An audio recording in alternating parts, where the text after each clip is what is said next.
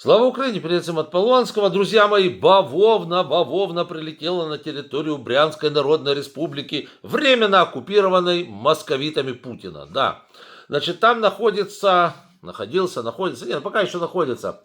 Такой городишко называется Суземка. О городишке сказать абсолютно нечего, потому что он абсолютно конченый, как и 99% российских городишек. Вот, но там есть завод, называется «Стрела», сотрудничает с российско-фашистской корпорацией «Ростех». И, собственно говоря, этот завод выпускает различное электротехническое оборудование. Речь идет трансформаторы, дроссели, всякие там управления для сетей, в том числе и для российско-фашистских вооруженных сил. То есть это абсолютно законная военная цель. Надо сказать, что по нему уже несколько раз прилетало. По нему как-то были, если я так не ошибаюсь, году в 23-м, я уже не помню, апрель это был или что, лупанули по нему градом, попали. Он там останавливал производство. Потом в 24 году тоже по нему попали Хаймарсом. Я вам даже рассказывал об этом.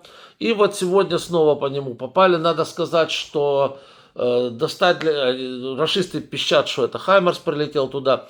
Но я вам честно и откровенно скажу, тратить снаряды Хаймарса на то, что находится в 9 километрах от границы, большого смысла нет. Туда любая градина долетит. Да поставь даже, может и пушка даже. Просто обычная полевая пушка достанет.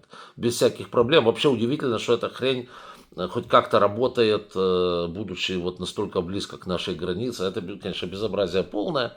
Вот. Надеемся, что сегодня уже, как говорится, уже окончательно бесповоротно, потому что дымит сильно, горит там все очень красиво. Внизу в описании к данному ролику мы видим, там можете посмотреть ссылочка на ситуацию, которая сложилась на этом предприятии. Ну, оно горит просто-напросто.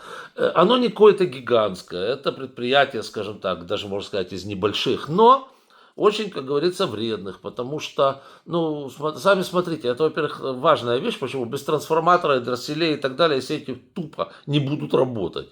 Вот. Строить завод еще где-то, ну да, они когда-то может построить, но не в условиях санкций. Понятно, что он не один такой. Ну вот там разбили завод, тут разбили завод, глядишь, у Путина уже и проблемы начались.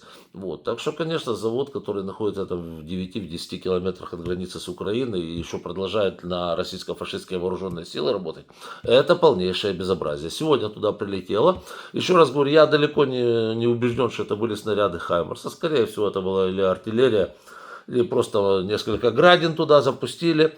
Значит, в настоящий момент известно, что точно горит админ здания.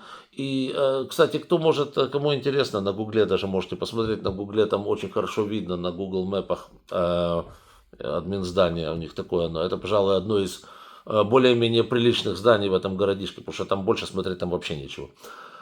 Там мрак.